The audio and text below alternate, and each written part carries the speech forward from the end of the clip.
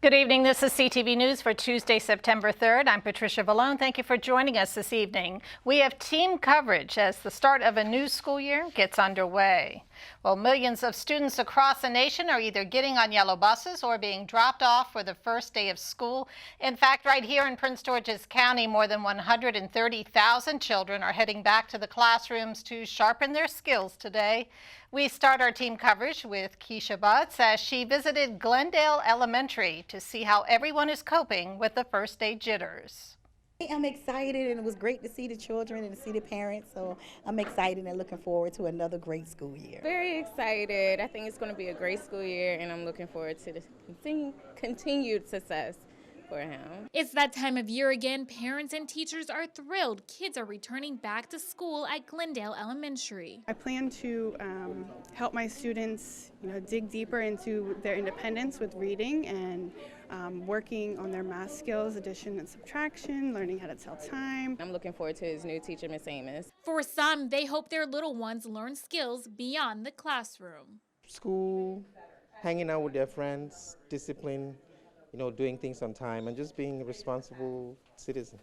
589 kids are at Glendale Elementary for the new academic year. Glendale isn't the only one heading back, though. Tens of thousands of youngsters in Prince George's County are starting school today. Hannah NDAKA, who is an alumna, will be starting middle school today. I heard that they have a really good tag program, and I joined orchestra. And, it's like a big step from elementary orchestra, so it's like taking it to like a bigger level. I want to become a professional. She says Glendale is a great place. It's just a very nice environment. Like, teachers are nice. You can talk to anyone if you have a problem. For parents who still have fears, Principal Heather Porterfield advises them to stay connected. The advice that I have for my Glendale parents is to be actively involved.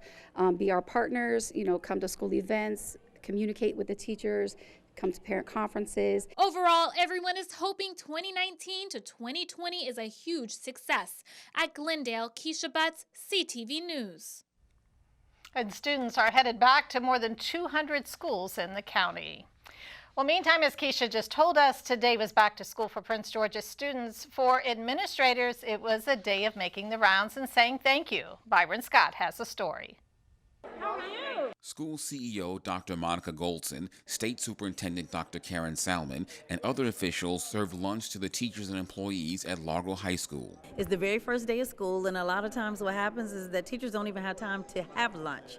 So this will provide them an opportunity to have lunch today, be served by me because I represent them, and just make sure that they know how extremely important they are in our students' success. On this first day, they are making the rounds, hitting several schools across the county, welcoming everyone back. This is school visit number 4 today, and I have several more for the rest of today, and then I'm doing them the rest of the week as well.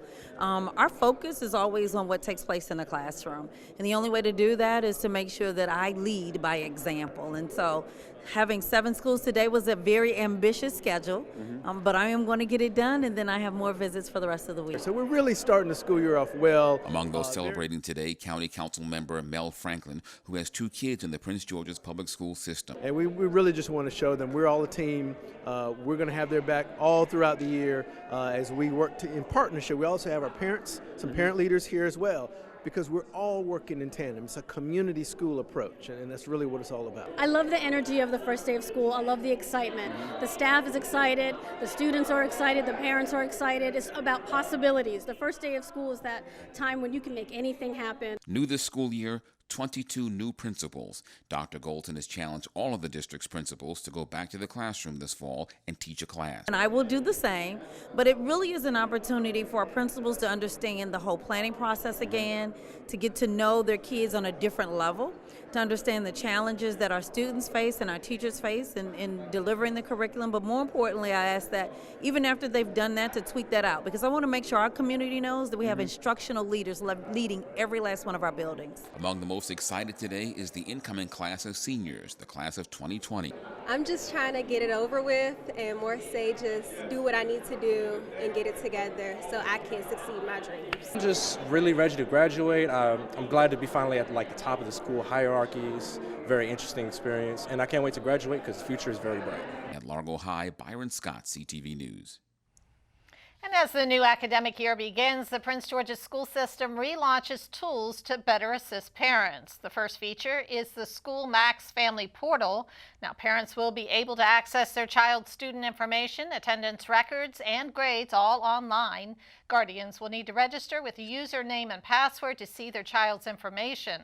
Also, bus information will no longer be issued by mail. Families can download the Here Comes the Bus app on a smartphone device, and parents can track when their child arrives to school or home. You can also receive alerts about bus delays and schedule changes.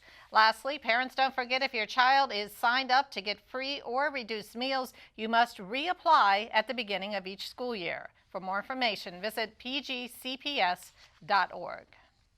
Well, in other news tonight, Hurricane Dorian has been downgraded to a Category 2 storm as it slowly moves toward the U.S. after virtually stalling over the Bahamas.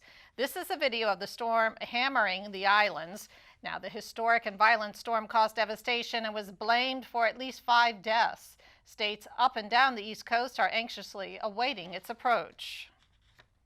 We are in the midst of a historic tragedy in parts of northern Bahamas. Our mission and focus now is search, rescue, and recovery. But our East Coast certainly is within the cone still, and people need to remain vigilant. If you're ordered to evacuate, you need to do that from Palm Beach County all the way up to Nassau. The Florida-Georgia border, all those coastal counties have issued evacuation orders, and it's important that residents heed those calls. Get out now while you have time, while there's fuel available, and you'll be safe on the roads. The National Weather Service says Maryland is safe from all but the outer edges of Hurricane Dorian as it travels east into the Atlantic Ocean. They also say our area might be further protected by a cold front expected to move in on Wednesday. And you're watching CTV News. I'm Patricia Vallone.